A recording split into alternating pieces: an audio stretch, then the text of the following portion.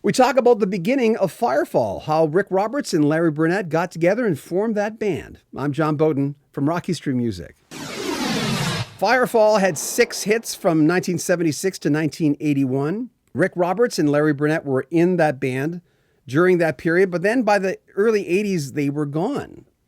They both had substance abuse problems.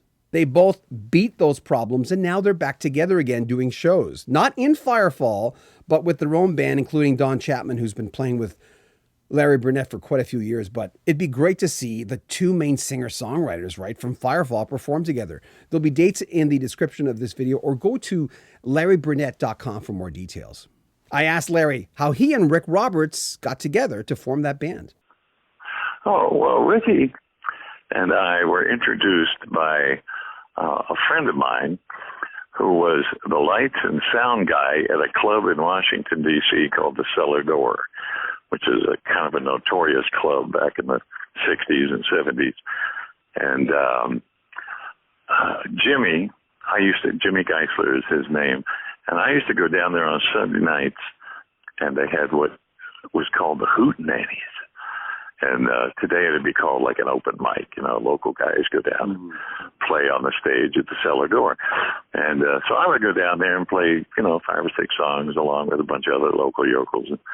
And we get like the sound guy and the lighting guy and avail ourselves of this cool club. And Jimmy, my friend, would record my little sets, 4 or 5 songs.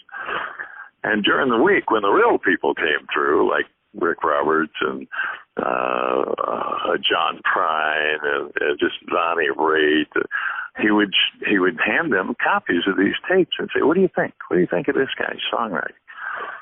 And I didn't know he was doing that, but one day he called me. I was at work. I was driving a cab, and my dispatcher said, "You got to call Jimmy." I said, "Okay." I pulled over. He says, "Come down to the club tonight. I want you to meet someone." And he had played Ricky a cassette of one of my little hootenanny performances. And Ricky said, "Really? You know this guy? I'd like to meet him." And so I went down there, and Jim introduced me and Ricky. And we talked for a little bit, and Ricky was saying, I want to put together a band, but I don't want to be the only songwriter.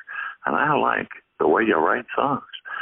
And so we talked for maybe almost a year, yeah, I'm going to do it. I'm going to do it. Trust me. Anyway, I didn't quit my day job or anything. But eventually he called me one day and he says, "I got you a plane ticket for tomorrow, man. Come on out here and we're going to start this thing." And so the next day I went out and I was in Boulder, Colorado. And it took about a year for us to get off the ground, but we did. Larry, was there a point when you looked out into the audience and thought, "Wow, this thing is working"? Well, was there like a defining moment there? Well, not really. I'm not there yet. I'm not shy on stage or anything.